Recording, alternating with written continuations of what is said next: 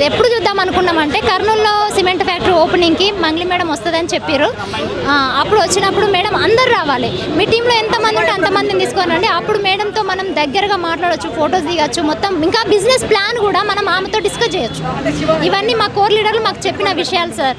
ఇప్పుడు మీరు ప్రతి ఒక్కరు అదే అడుగుతున్నారు, మంగ్లీ వచ్చి మిమ్మల్ని కలిసిందా, మంగ్లీ తమ్ముడు వచ్చి కలిసిరా అంటే, ఎవరైతే ఎండీగా ఉన్నారో మధు, ఎవరైతే సీఈఓగా ఉన్నారో భరత్, వాళ్ళ అక్క శైలజ, వీళ్ళు మాకు దగ్గరగా ఉన్నారు. అంటే మేడం అనేది ఆగండి, మంగ్లీ అనే మేడము ఆమెని వెనకాల బ్యాక్గ్రౌండ్ వర్క్ చేస్తుందని చెప్పారు కానీ ఆమెను మాకు తీసుకురాలేదు.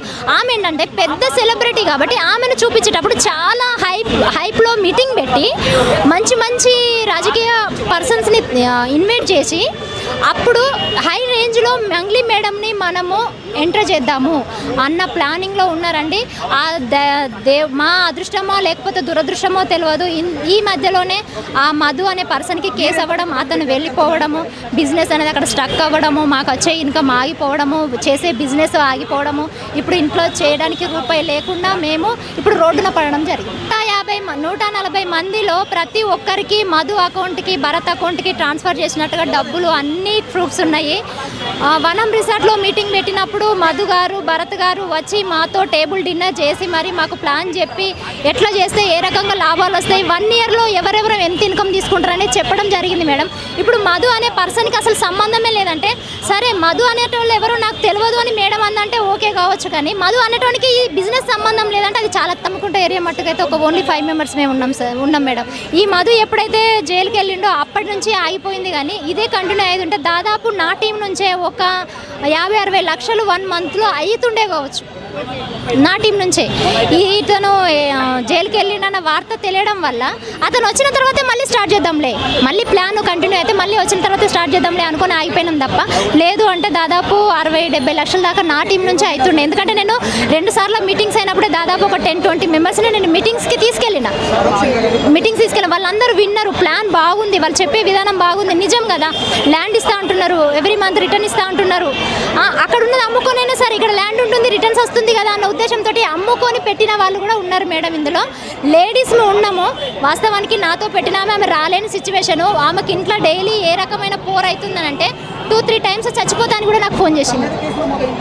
2-3 టైమ్స్ చచ్చిపోతాను ఫోన్ చేస్తే కూడా ఇదే రమావత్ మధుకి చూడండి, నేను మెసేజ్ పెట్టిన వాట్సాప్లో,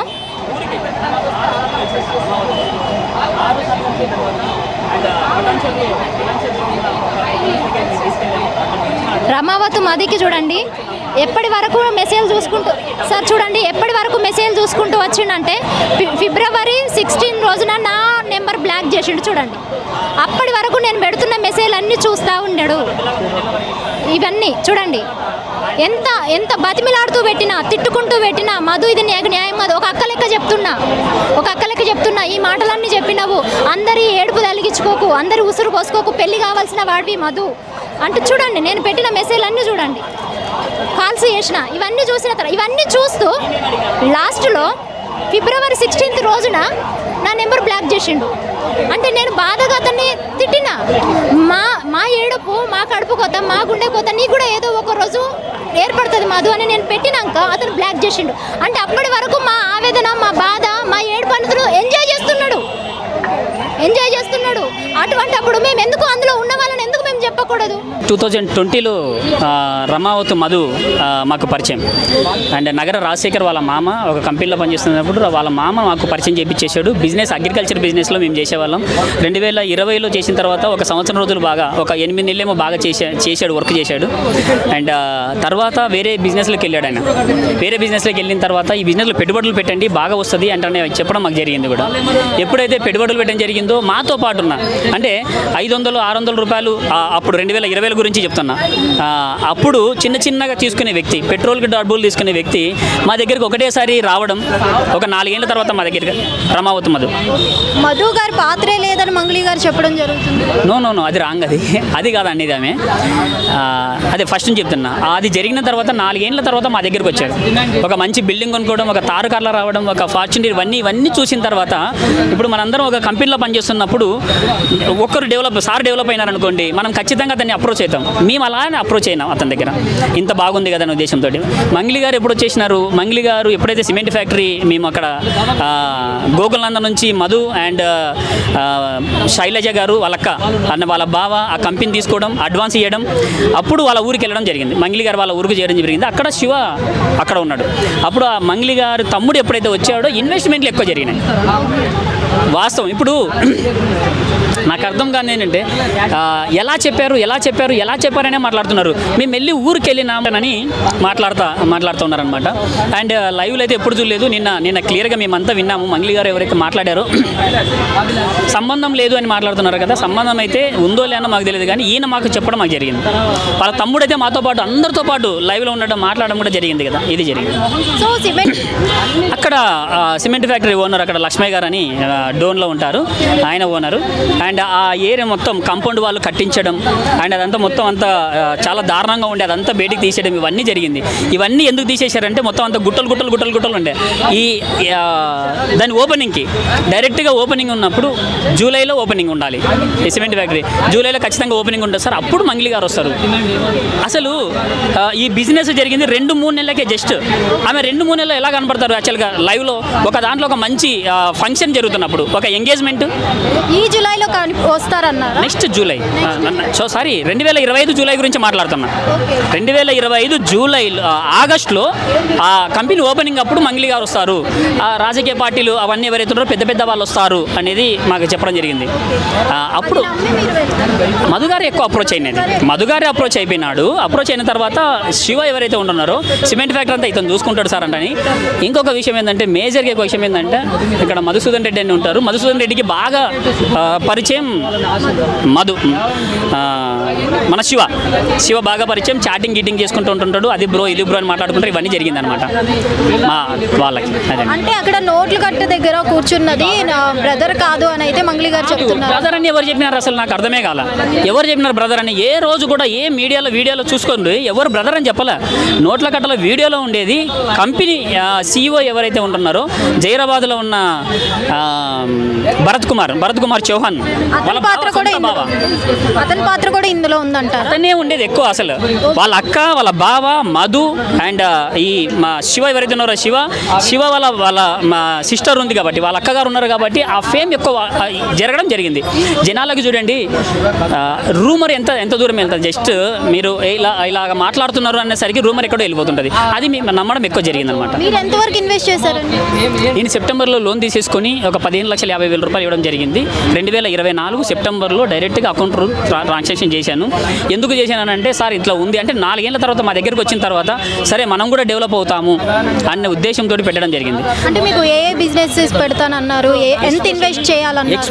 ఎక్స్పోర్ట్ ఇంపోర్ట్ చేస్తున్నాము అంటే ఒకటి చెప్పడం జరిగింది. ట్రేడింగ్లో బిజినెస్ పెడుతున్నా జరిగింది.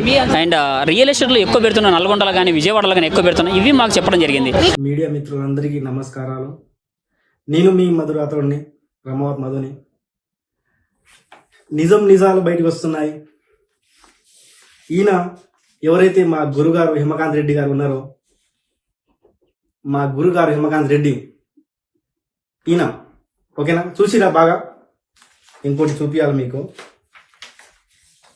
ఈమె సరిత మేడం అనాలో. ఈమె అయితే బాధితురాలు అయితే కాదు. ఈమె దాదాపు 10 రోజుల నుంచి మీడియా ముందు వచ్చి వడావడా ఏమేమి మాట్లాడుతుందో ఆమెకి అర్థం కావట్లేదు. నేను ఒక బాధితురాలని చూపిస్తుంది. ఈమె బాధితురాలు కాదు, మీడియా మిత్రురాలా. అందరూ అబ్జర్వ్ చేయండి బాగా. ఇంకోటి చూపించాలి మీకు. మా గురుగారు, ఇంకా ఈమెని ఏమంటారో తెలియదు, మా గురుగారి ఎక్స్పర్ట్ ఈమె మా గురుగారు ఇద్దరు ఎక్స్పర్ట్. వీళ్ళు ఎట్లా ఉంటారంటే, అసలు వీళ్ళ మైండ్ సెట్ వేరే డిఫరెంట్. మనం ఇంకా చెప్పకూడదు. అసలు వీళ్ళిద్దరూ లేకుండా ఏ ప్రెస్ మీట్, ఏ మీడియా జరగదు. వీళ్ళిద్దరు లేకుండా మీరు అబ్జర్వ్ చేయండి, బాగా అబ్జర్వ్ చేయండి. మీరు బాగా అబ్జర్వ్ చేయాలా. ఏ ప్రెస్ మీట్ జరగదు వీళ్ళిద్దరు లేకుండా. ఇంకా వీళ్ళ చూడాలా. ఇంకా వీళ్ళది చూస్తే ఇంకా మా గురువు గారిది, ఇంకా మేడం గారిది, ఇంకా మేడం అన్నాలో ఇంకా ఏమన్నాలో ఇంకా మనం చెప్పకూడదు. కానీ ఇంక వీళ్ళది ఎట్లా ఉంటుందంటే, మా గురుగారు హిమకాంత్ రెడ్డి గారు ఇంకా మేడం గారు ఒక స్టేజ్ మీద కూర్చుంటే ఇంకా మధ్యలో వచ్చి ఒక వ్యక్తి కూర్చుంటారు చూడు, ఇంకా పూజారి అంటారు ఇంకా అయ్యగారు అంటారో తెలియదు కానీ ఆ వ్యక్తి ఇంకా సుబ్బు. మీరు బాగా అబ్జర్వ్ చేయొచ్చు. ఇంకా వీళ్ళు ముగ్గురు కలిసి ఇంకా జనాల్ని ఇంకా వీళ్ళు పిచ్చోలు చేస్తారు. ఇంకో 10-15 రోజుల నుంచి పిచ్చోలు అంటే ఇంకా ఘోరంగా పిచ్చోలు చేస్తారు. అసలు ఈ హేమకాంత్ రెడ్డి మా గురుగారు ఎవరైతే ఉన్నారో ఈయనని తప్పియడానికి, ఈయనకి సైడ్ పంపించడానికి ఇంకా ఈ సరిత మేడం అంటారు ఇంకా అసలు నేను చెప్పకూడదు కానీ మా అయ్యగారిది ఎక్స్పర్టే, మా గురుగారిది హేమకాంత్ రెడ్డిది, మా సారిది ఇంకా మేడం అంటారు ఇంకా తెలియదు కానీ ఈమె ప్రతి మీడియా ముందు వచ్చి ఈయనకి తప్పియాలని ఇంకా హెల్ప్ చేస్తుంటుంది, సపోర్ట్ చేస్తుంది. కానీ ఈమె మీడియా ముందు వచ్చి నేను బాధితురాలని, విక్టిమ్ని అని ప్రచారం చేస్తుంది. ఇంకా జనాలు ఇంకా వీళ్ళు ముగ్గురు కలిసి ఇక పూజారి గారు చూడండి మధ్యలో ఉండి ప్రతి ప్రెస్ మీట్లో వీళ్ళు లేకుండా ఏ ప్రెస్ మీట్ జరగదు. ఇలా ఉంటుంది వీళ్ళు స్కామ్. ఇంకా ఫ్రాడ్లు వీళ్ళు అందరు హేమకాంత్ రెడ్డి వెనకాల 4-5 ఉంటారు. వీళ్ళందరూ కలిసి నన్ను బదనాం చేస్తారు. నేను ఒక ఫ్రాడ్ని, వీళ్ళ పైసలు నేను తీసుకుపోయినట్టు, తిన్నట్టు, ఇంకా ఏదేదో వీళ్ళు మాట్లాడి వీళ్ళ టీం వేరే టోటల్. ఇంకా వీళ్ళ గురించి మనం ఇంకా మాట్లాడుకోవాలి. వీళ్ళ సబ్జెక్ట్ వేరే, వీళ్ళ మెంటాలిటీ ఎట్లా ఉంటుందంటే క్రిమినల్ మైండ్. వీళ్ళ క్రిమినల్ మైండ్తో జనాల మైండ్ సెట్ అందరినీ డిఫెండ్ ఒక పిక్చర్ చేస్తారు ఇప్పటి వరకు అయితే. ఇంకా మీడియా ముందు వస్తున్నా, ఒక్కొక్కటి బండారం ఇంకా బయట పెట్టిస్తా, మళ్ళీ వస్తా. ఇంకా నేను ఆగదిలే. హేమకాంత్ రెడ్డి గారు ఇప్పటి వరకు మీరు ఎట్లా అంటే అట్లా చెప్పుకుంటూ మన టీంలో అయినా మీరు చెప్పినట్టు నేను మాట వినుకుంటూ వచ్చిన. ఇంకా నేను మీ మాట వినను, ఎందుకంటే మిమ్మల్ని నమ్మి నేను ఆగమైనా. ఎక్కడే ఉండని మీరు బయట. ఇంకోటి మేజర్ ఏంటంటే, ఫస్ట్ ఎవరైతే ఈ సరిత గారు ఉన్నారో పోలీస్ డిపార్ట్మెంట్ ఒకటే అంటున్నా, ఈమెని అరెస్ట్ చేసి పోలీస్ డిపార్ట్మెంట్ అడిగితే ఈ మా గురుగారి డబ్బులు ఎక్కడైతే ఉన్నారో ఈమె చెప్తుంది. బినామీలు అందరూ బయటకు వస్తారు. ఈమెని పట్టుకోవాలి ఫస్ట్. ఈమెని పట్టుకుంటే గట్టిగా అడిగితే మా హేమకాంత్ రెడ్డి దగ్గర ఉన్న బినామీలు అందరికి బయటకు వచ్చి తర్వాత జనాలకి న్యాయం అవుతుంది. మేజర్ నాకు కూడా న్యాయం అవుతుంది అని కోరుకుంటూ సెలవు తీసుకుంటున్నా. ఇంకా కొంతమంది బండారం బయటపడడానికి మళ్ళీ వస్తా. Thank you.